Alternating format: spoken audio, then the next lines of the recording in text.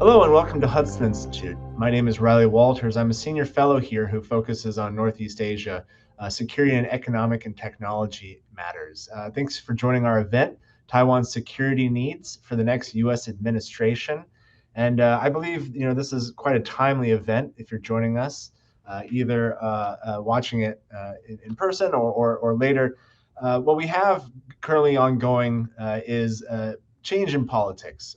The U.S. has recently gone through an election. It has reelected Donald Trump as its president, who will take office in January. Taiwan itself went through its own election in early 2024. So we have two new administrations who are going to have to negotiate and figure out some sort of process, I would guess you could say, in building our resilience, our defense, and with a particular focus on the defense of Taiwan. For the United States policy community, Taiwan is, of course, in the political, economic, and social interest of the United States. Its security is important for not just hard power reasons, but for soft power as well. Taiwan is a vibrant democracy. It is a thriving economy. It is certainly one of the most important links in the semiconductor supply chain. And so we're going to talk about all types of resilience. We're not going to just talk about hard power defense today, but we're going to talk about whole of society resilience as well. And so we have a great panel for you to hear from. And let me just quickly introduce them before they give their remarks. So up first is Miles Yu. He is the Senior Fellow and Director of the China Center here at Hudson Institute. He is also a professor of East Asia and military and naval history at the United States Naval Academy in Annapolis.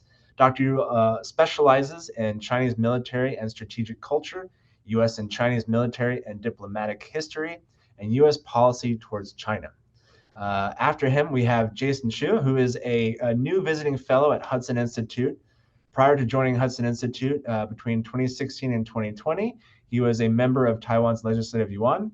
Since then, he's been affiliated and teaching at Harvard's Kennedy School of Government and the Paul Tsai China Center at the Yale Law School.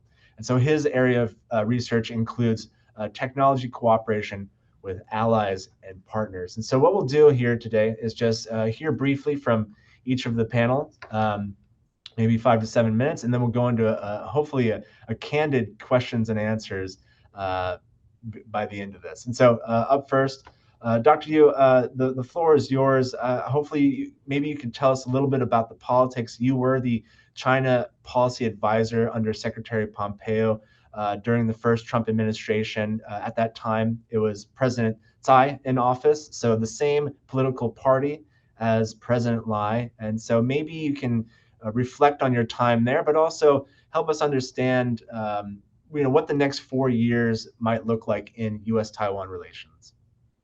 Next 4 years will be much similar to the past half a century.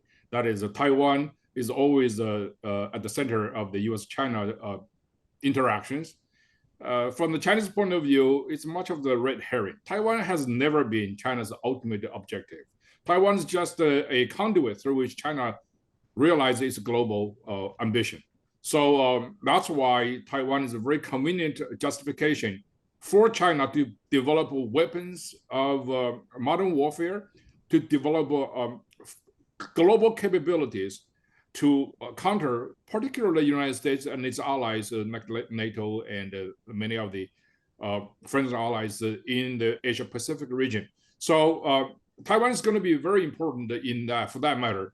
For the United States, Taiwan is obviously of great interest. First of all, is a value and principle. The United States has stood with Taiwan since 1949, and I think since the Battle of Guninto, for example, and since then, the United States has this consistent policy of absolutely objecting any side to use force to change the status quo. So that basically has been the most important strategic clarity on the side of the United States to make sure that Taiwan Strait remain peace and secure. That has been the case since 1950. So that policy will continue. However, the dynamics across the strait has changed dramatically in the last 6-7 years particularly since the advent of the first Trump administration.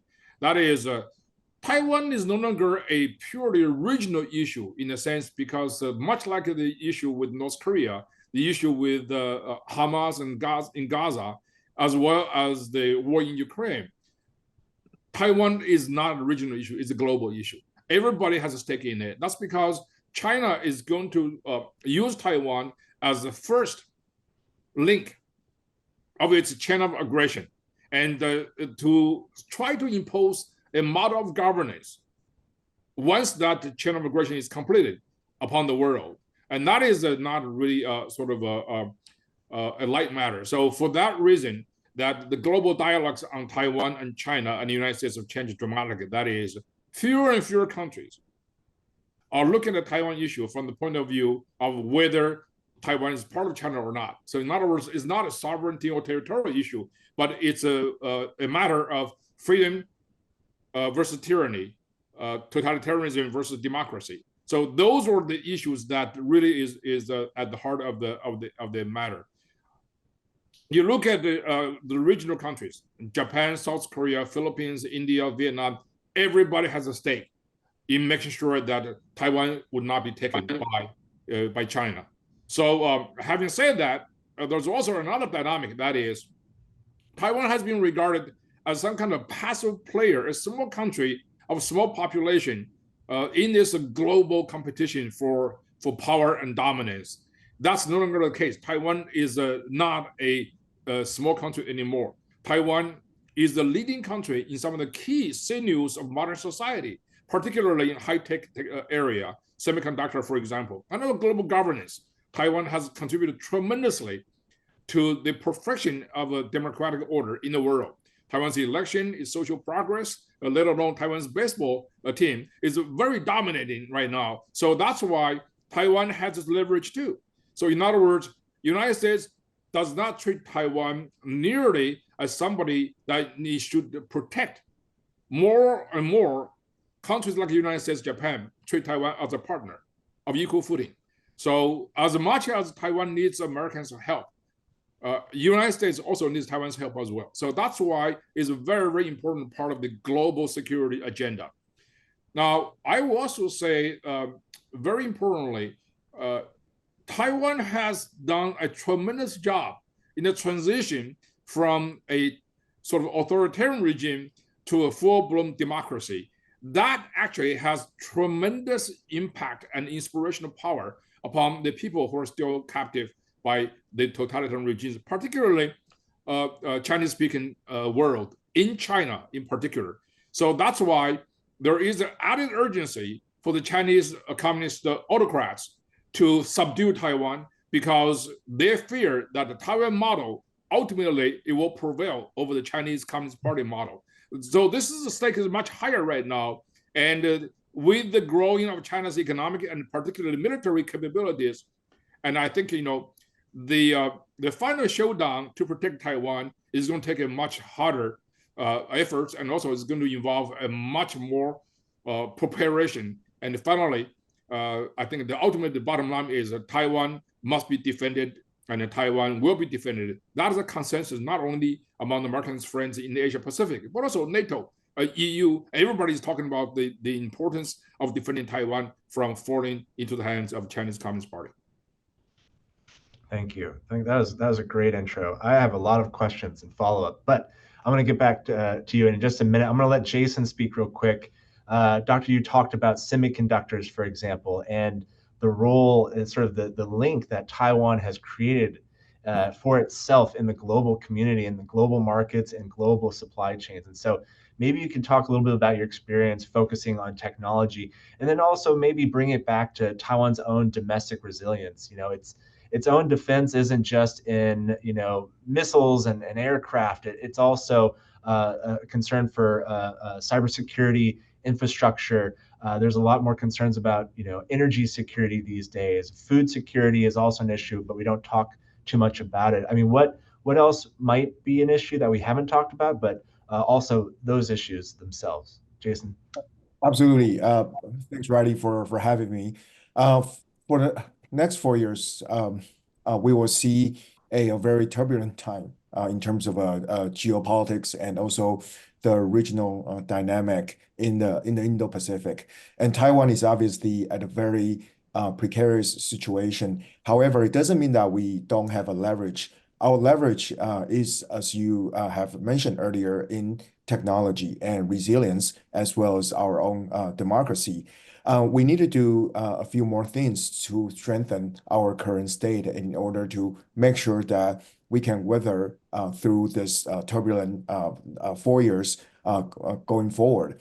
First of all, we need to reinforce asymmetric defense and porcupine strategy. And obviously, we've been looking at redeveloping the potential asymmetrical capabilities through sea lines, coastal missile batteries, and rapid mobility artilleries. But there's more to it. There's obviously hybrid warfare, cyber defense, and misinformation warfare. There needs to be more robust cyber defense. And the cyber attacks is not just on our government portal, it's also attacking our industrial portal as well as the public health portal.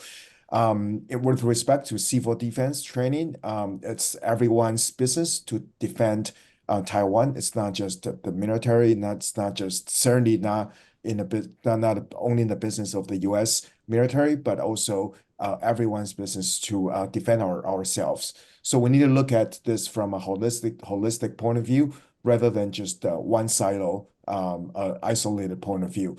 And secondly, because of Taiwan's unique position in semiconductor and as well as the future development of AI technology, Taiwan's AI supply chain ecosystem, including the chips and the servers, and as well as other machinery and components, are all concentrated in Taiwan. So we should leverage this strength to strengthen regional alliances and multilateral security networks. Obviously, we've already developed really deep relationship with Japan, but we need to deepen those cooperations with Japan in terms of security as well as the technology development.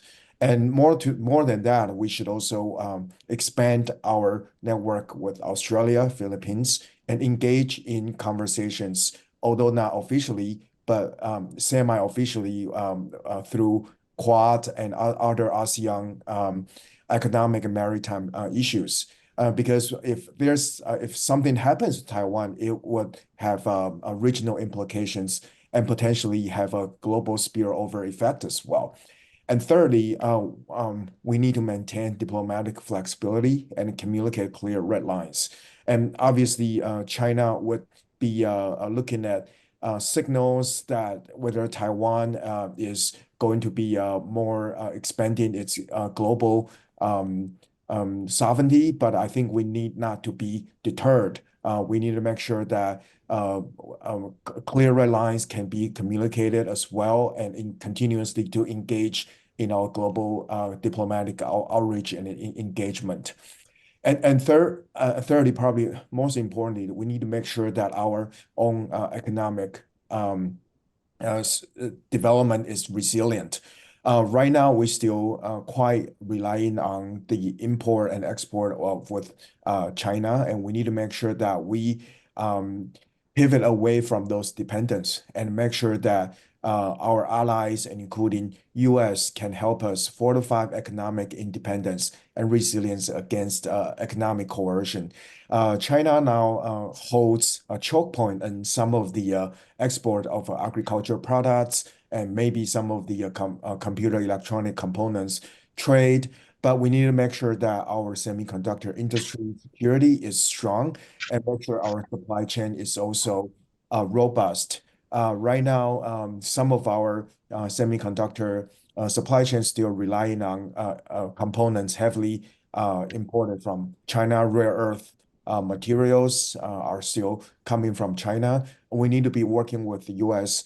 To be more forward-looking in terms of developing strategies to counter those single sources imports of a rare earth material. And lastly, we have to engage with U.S. policymakers to promote long-term strategic vision. through our lobbying in the U.S. Congress to develop a consistent support, continued arms sales, intelligence sharing, and economic cooperations. These are all very important. And we also need to coordinate on a joint strategic goals with the U.S. defense and state departments to ensure that our goals are aligned and as well as consistent. Lastly, to highlight Taiwan's value in strategic industries, Taiwan can emphasize its value to U.S. policymakers as a critical technology partner, particularly in semiconductor sector, and Taiwan's strategic importance in this area position it as an indispensable part of the global supply chain. And so all of it shows that Taiwan is an important and vital partner in the region, and not only in a strategic sense, but also in a technology as well as economic sense as well. Great, thank you. Wonderful. I think that's a really great start from both of you, I think, for this conversation. Again, so many things to cover. So if I missed something, just please shout it out. But first, Miles, I think I want to come back to you real quick. There's a lot of concerns with the Trump administration that, I think the two biggest things they're going to be focusing on, really, when it comes to foreign policy are going to be trade deficits and defense spending. And we could talk about trade deficits, but I want to focus on defense spending. There's this report that the Taiwanese government is offering a major $15-16 billion package. It could include Aegis destroyers, Hawkeyes, Patriot missiles. It's kind of a wish list of things that Taiwan is willing to buy from the Trump administration. So I think there's a lot to unpack from this reporting. First is that it definitely goes against sort of historical precedents on what we have given Taiwan in the past. The second is, will it actually ease any concerns that the Trump administration may have around Taiwan's own defense spending?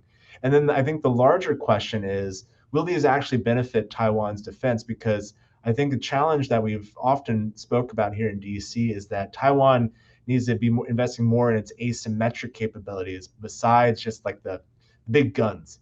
And of course, the defense minister, Wellington Koo, I think is struggling with this initiative at home. What are your thoughts on sort of this potential defense debate between Washington and Taipei? I don't think there's a debate. There's a different orientation. I mean, I think, the United States has many friends and allies. So the kind of allies and friends we like most are people who have their own independent line of defense posturing. They don't totally 100% rely on the United States to provide umbrella protection. We'll come to that point. When come to the point, we'll do that. But we like to have somebody who can basically take care of themselves first, and then if they need some support, we'll come to help you. And the United States has already provided the most fundamental, the basic line of protection. That is, we're going to use the military force to stop China's military action against Taiwan. That is the play just been going on for decades. So many friends in Taiwan constantly ask America, would you do it? Would you do it? Is there ambiguity? There's no such ambiguity. So what I'm trying to say here is that the more independent Taiwan's become, the more likely Americans' help will make any critical difference. So I'm very glad that Taiwan is increasing its defense budget. I mean, I think the military relationship, defense relationship, security arrangement between U.S. and Taiwan is one of the healthiest in the world. We do not have military troops stationed in Taiwan. That solve a lot of problems. There is no such argument about how much fees how much higher fees the Taiwanese should pay. Unlike our friends and allies in Japan and South Korea and the Philippines and in the NATO country. So Taiwanese government is willing to spend more money to buy American high-tech weapons for its own defense. Which president doesn't like that? So it's all a very good thing. Another thing I would say is very important that the Jason makes a very good point. He have a long list of things we must do. Yes, we should do it. But I think one of the most important things that for a Taiwanese friend is basically two things. Number one, we must have an offensive mindset. You cannot just be porcupine. And you cannot just not beyond. You have to really see the weaknesses and the vulnerabilities of mainland China. Yes, it's big, it's powerful, it has a lot more money than you do, but it's not without weaknesses and vulnerabilities. And for China to conquer Taiwan, you must have 100% winning probability, because anything less than that, you show the weakness of the regime. So the government cannot really afford that. So you must really increase cost and doubt about China's attempt to invade Taiwan. That's one thing. Secondly, I think the internal unity is very important. It's not that the United States does not want to cooperate with Taiwanese society and Taiwanese government, but you have a society that's much divided on some of the fundamental issues. So that's why President Lai has adopted very, very good policy of enhancing domestic cohesiveness, reaching out to his political opponents and to say we're all from different kind of sources, different kind of ancestry, different political backgrounds, but now we're in Taiwan. We're all one country, one nation, and one prospect, one future, one destiny. So I think that message is really, really important. About the asymmetrical capability, that's very important. You cannot match hardware parity with China. China has a defense budget about $250 billion, so that's money on paper. The actual number probably will go much higher. And China has already had a very sophisticated, sizable military, much bigger than yours.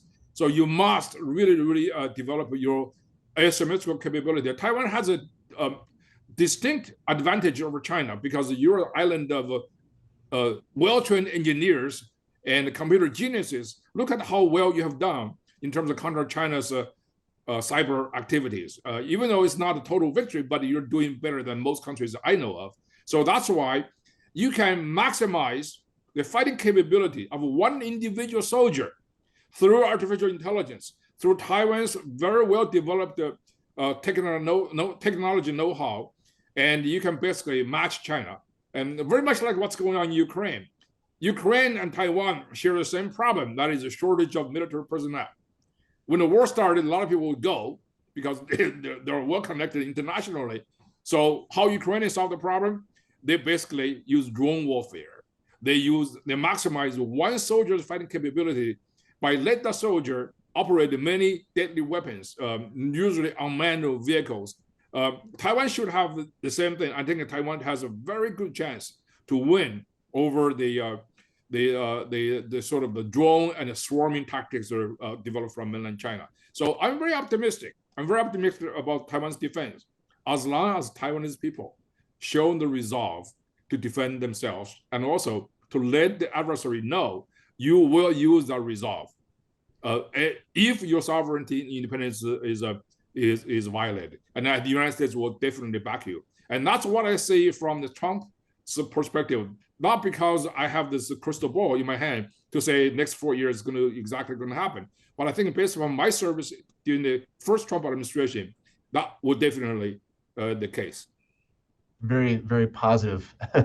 Well, great. So Jason, coming back to you on sort of the technology side, you know, you talk about sort of Taiwan's importance in the tech space, and so I don't doubt I don't think there's any doubt. I think a lot of Americans, especially policymakers who have seen TSMC, Taiwan Semiconductor Manufacturing Company, invest in Arizona over the last several years, you know, and bring what will be our most advanced chip manufacturing into the United States.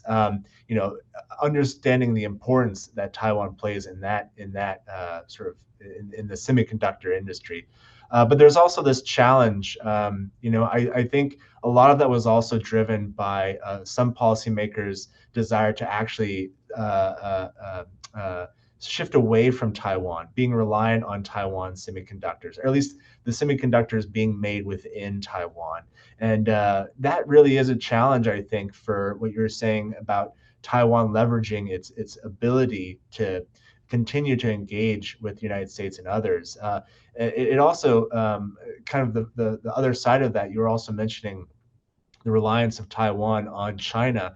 You know, the United States imports a lot of technology from China, and those are often made with parts made in Taiwan. So there's really this interconnection between the three economies on the technology side. It's very complicated, but I think over the next few more years, we're going to see a lot more uncertainty in the supply chains, whether it's through trade wars, whether it's through new subsidies for domestic manufacturing within the United States, whether it's revisions of our export controls or outbound or inbound investment screening processes.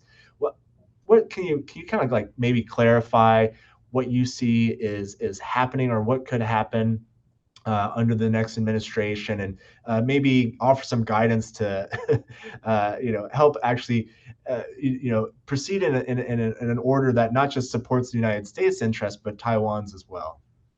Yeah, absolutely. So the semiconductor is a crown jewel of the U.S.-China tech competition. It is clearly that TSMC is going to play a very vital role in this equation, and also for future development of AI. Whoever has the most compute can develop most advanced algorithm and large language model. And the situation is we are now seeing China also develop their own large language model and largely unknown to the Western world.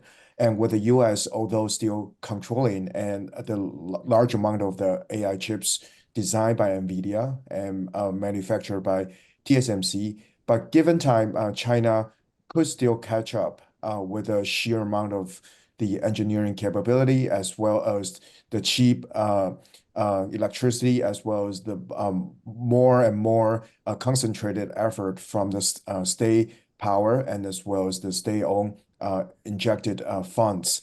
The way I see it is we need to ensure TSMC's long-term competitiveness is secure and not to be sacrificed in its global diversification. Right now, TSMC has done a great job in expanding to Japan, where they have built successfully two fabs, and now is building the third fab.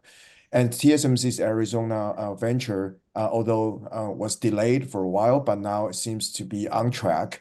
But we need to make sure that U.S. has a continued policy on supporting or friendshoring, onshoring the chips, making sure that TSMC can still invest the way that it's been investing, which is probably 30% of its profit is reinvested to its R&D, and it needs to be continue investing at this rate in order to stay competitive.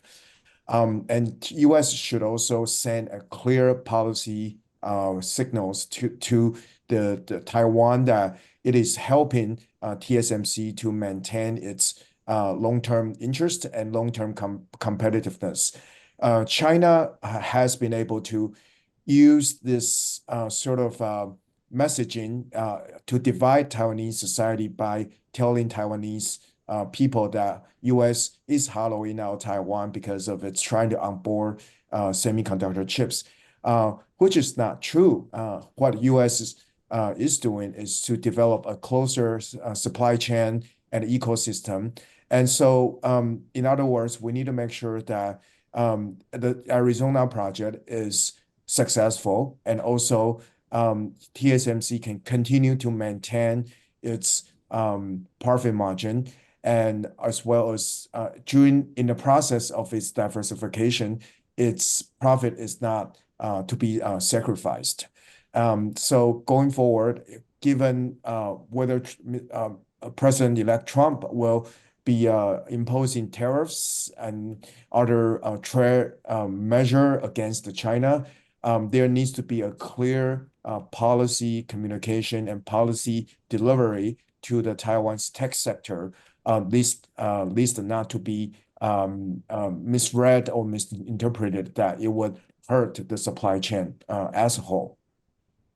I think that messaging would be appreciated not just in the Taiwan industry, but American, South Korea, Japanese. I think there's a lot of concerns about, what the future of U.S. trade policy, U.S. semiconductor policy might look like in the years ahead. So yeah, absolutely, clarity and communication is always really important. I appreciate what you were saying earlier. Well, not appreciate, but at least appreciate highlighting the fact that this has been an area where the PRC in particular has been trying to continue to drive a wedge between the United States and Taiwan, just like on the defense issues, just like around Taiwan's election earlier this year. It's continuous. There's the messaging, the disinformation, misinformation campaign from China to sort of undermine Taiwan's democracy, Taiwan's relationship with other countries. It's real, which brings me to my next question. This is kind of for both of you. Miles, you made a good point earlier. You said that more and more countries are actually seeing Taiwan as partners, equal partners in the global space. I feel that what we've also seen over the last several years are actually more attempts by the PRC to undermine Taiwan's participation in the international community, whether it's at the World Health Assembly, whether it's through trade agreements, regional trade agreements, whether it is at the United Nations with the issue around Resolution 2758. There's this attempt to not just remove Taiwan from sort of the bilateral partnerships it has with other countries, but from the international community as well. And so, I think this will continue to be a challenge for Taiwan, for the United States. For both of you, Miles, we'll start with you. How do you see, how can the United States and Taiwan really continue to address these problems? Not just, it doesn't have to be specific to just Taiwan either. I mean, Chinese misinformation campaigns are affecting the United States as well, and Europe. And so, as a China expert, how do you see we deal with this problem? All right. So the international organization systems in the world right now are more or less corrupt and ineffective in upholding some of its founding principles. If it were not, if it's not the case, Taiwan definitely have the international representation in many organizations.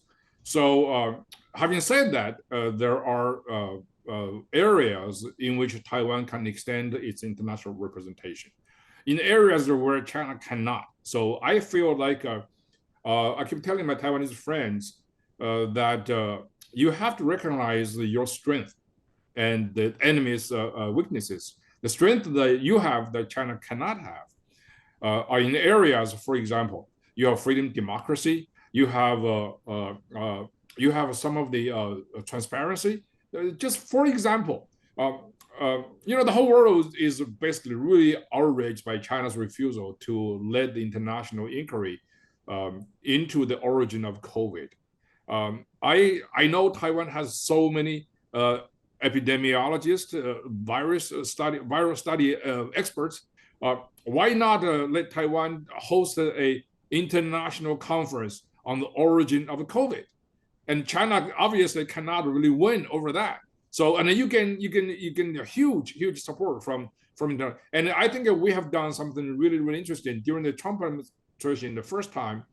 We held a World Religious Freedom Conference held in Taiwan. That was led by Governor Sam Brownback. And that was a big victory. So you can do things that China are not good at, right? You can also talk about, for example, on regional security issues. Now, the maritime harassment, it's illegal fishing, the so-called IUU, the illegal, unregulated, unreported fishing is a global issue China is causing.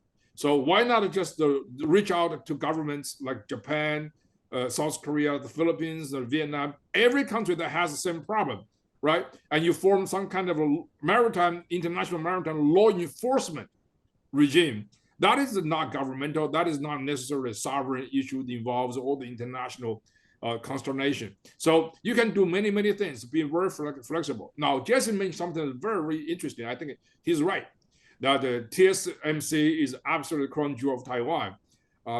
Precisely because of that, I think there are some sectors in the United States that believe that TSMC is so important, and the China definitely want to penetrate that places. I'm actually very surprised.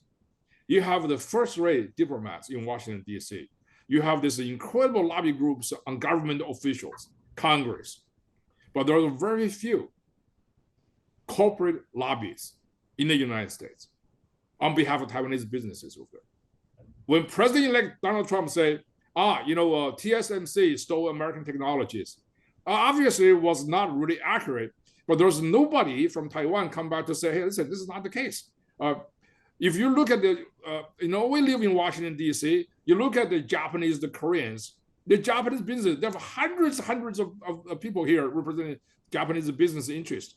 They lobby, they go to the schools, they talk to the NGOs, of course, work on the government as well. So I think in this regard, Taiwan has much to catch up. And I'll be very interested to talk to some of the to some friends in Taiwan on this regard, because I'm thinking about to promote some of the efforts from China Center at Hudson in that area. So what I'm saying here is information campaign and a technological campaign, and they should all go hand in hand. And there are security issues as well. And I think factories like TSMC, like UMC, some of the leading Taiwanese business over there, they have the commanding lead in global technology, vital to the sinews of the modern world. Yet they also have factories inside China.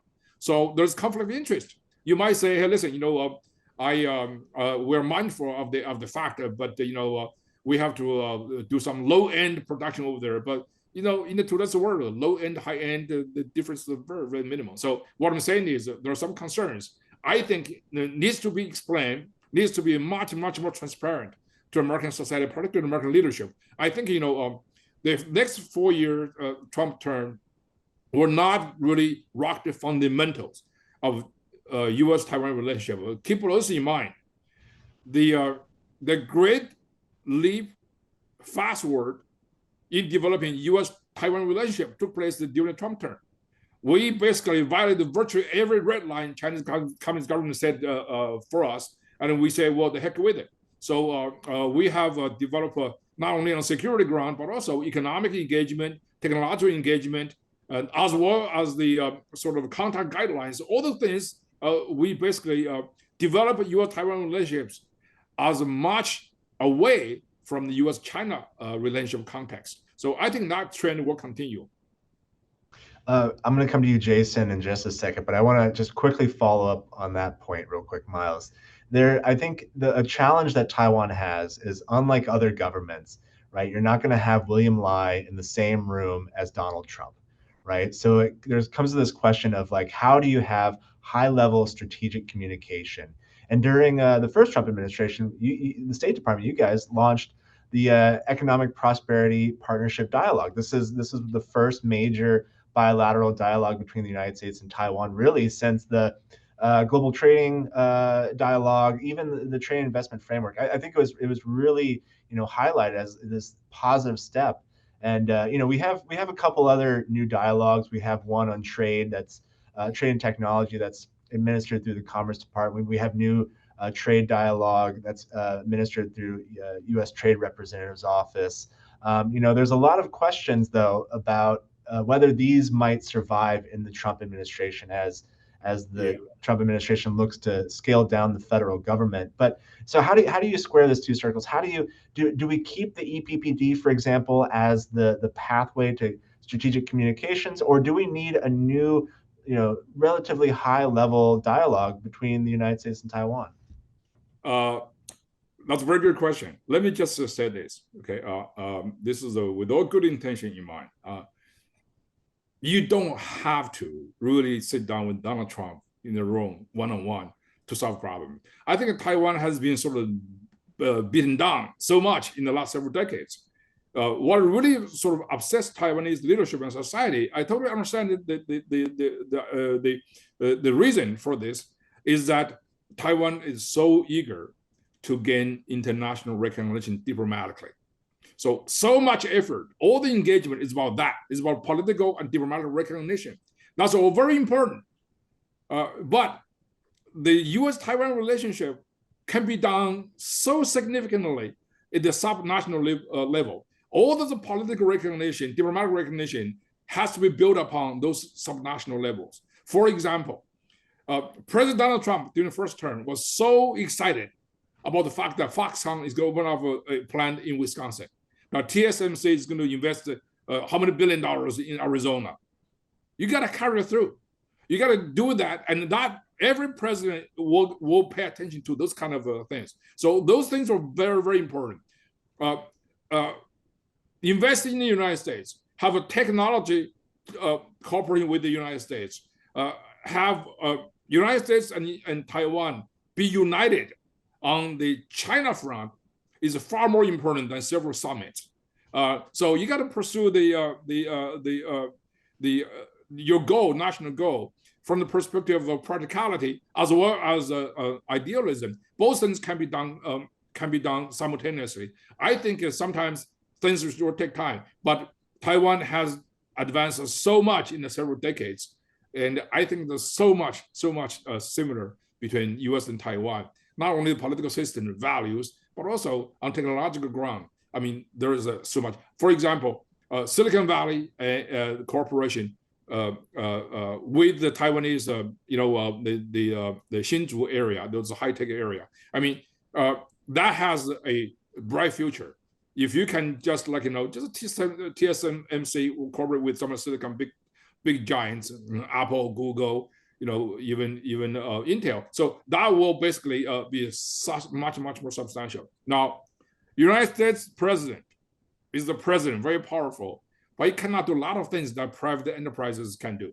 So that's why it's very important to develop U.S.-Taiwan relationship from all spectrum, in all spectrum. And I think that's kind of a holistic approach to U.S.-Taiwan relationship is very, very important. I think having said all that, sounds like I'm critical of this development. No, it's not. I'm very hopeful. I think there's a lot of things. For example, when U.S. expressed concern about some of the chips from Taiwanese semiconductors end up in Chinese Huawei products, and we expressed concern, and a Taiwanese company took a very immediate action to end that. That's a very good thing. All we want to do is the U.S. has a lot of concerns with its chief adversary, and we want partnership. We don't want any ambiguity. Absolutely. No, that's a great roadmap for the next few years. Simple checklist, right? Easy enough to do. But I think your last point really highlights the fact that no relationship is perfect, but it can be improved upon. And so, Jason, I want to let you chime in real quick on the international aspect, sort of international space. There is a lot of talk about not just, again, Taiwan's participation in the international community, but you've talked about the growing partnerships on the tech side, for example, with Japan, with the European Union. Another issue though that might come up, I don't know if you want to talk about it, you don't have to, but I've been watching the trade deficit that the United States has with Taiwan explode, and it's doubled what it was just a few years ago. A lot of that is due to AI, and TSMC's investment's great. I don't really know how much it's going to bring down that trade deficit, at least not to a level that President Trump might like. But how do you see that affecting the relationship there? And then what are some other maybe aspects when it comes to Taiwan's own participation in the global community that can help build its support by other countries for Taiwan? Yeah, I really resonate with what Miles said about it's not just about official recognition. It's about robust, solid partnership that Taiwan has built, particularly from the industry standpoint, with partners around the world. For example, Tesla has 60% of its supply chain in Taiwan, and we are manufacturing for SpaceX. And all of these manufacturers are in Hsinchu, and we are supplying Apple's chips and NVIDIA chips, and Quanta, the computer company, is building all of the AI servers for Meta, Google, and Amazon. So practically, the two countries are inseparable in terms of our technology integration, our industry collaboration. And I think, Miles has a good point now, because for the last 3 decades, we have been beaten down so badly that we just want everyone's attention or recognition. But the fact is, we haven't been utilize our strength to its fullest potential. So with respect to our technology potential, I think we need to build through the support of the US regional alliance from the technology security point. For example, the chips that we supply to our allies, whether it's in Japan or in the to our European partners and also to our US companies, should have some sort of agreement or technology standardization that can characterize Taiwan's importance and integration in the supply chain. And secondly, we need to ensure that on the R&D level, Taiwan and its allies, including US, develop and also continuously have the talent exchange and as well as the innovation development. And Silicon Valley is a great example. Semiconductor was invented in Silicon Valley, but it was perfected by Taiwan in Hsinchu Science Park with the manufacturing. And today it will continue to advance and evolve because of the more compute we need and also the more refined and advanced algorithm that these large AI companies will be using. So we are playing an inseparable role in this.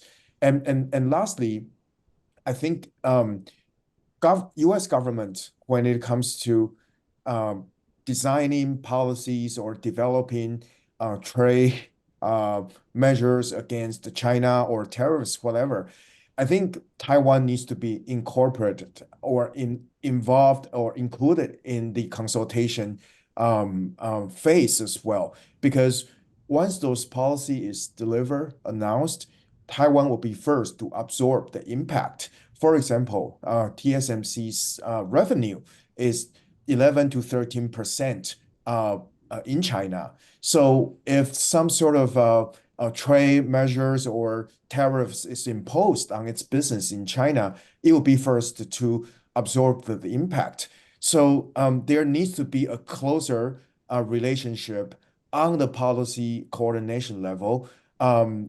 It can be through the industry to government, and Taiwanese government can be a backup to support that.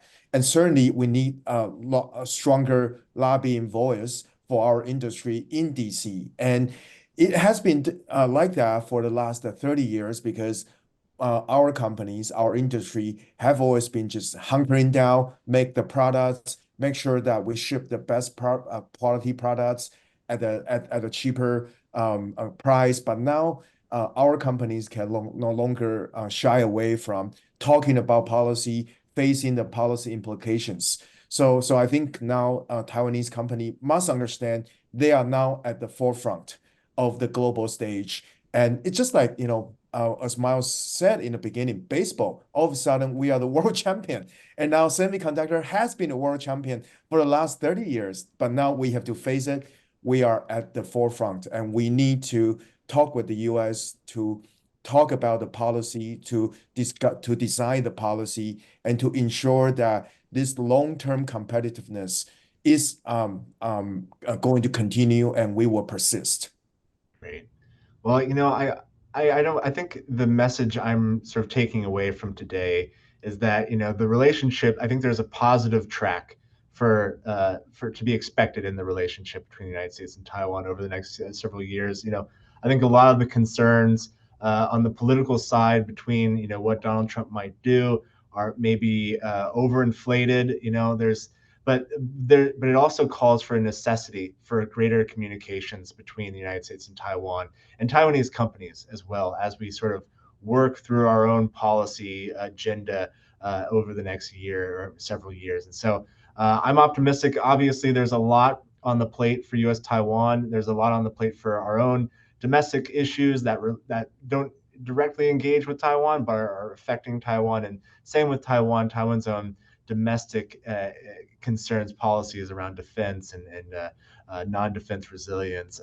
Also concern for the United States, though not always a direct a direct issue. So anyways, thank you both for taking the time to join us today. For those of you interested in U.S. Taiwan, U.S. China, please go to the Hudson website, go to the China Center website on the Hudson page. Look at all of our videos, events, papers.